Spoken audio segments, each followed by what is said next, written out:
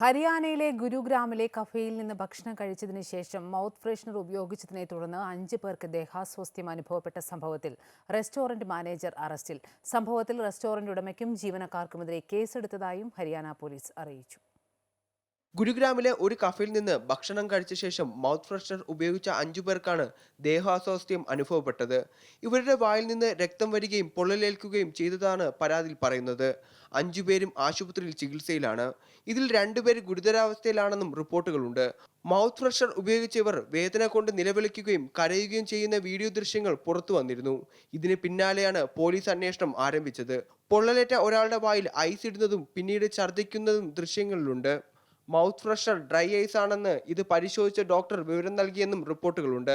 Carbon ഡൈ ഓക്സൈഡിന്റെ തണുത്തതും ഖരരൂപത്തിലുമുള്ളതാണ് ഡ്രൈ ഐസ്. ഇത് ശരീരത്തിൽ എത്തിയാൽ പൊള്ളലിനും ശ്വാസമുട്ടലിനും ഇടയാക്കുമെന്നും ആരോഗ്യ മേഖലയിലെ വിദഗ്ധർ പറയുന്നു.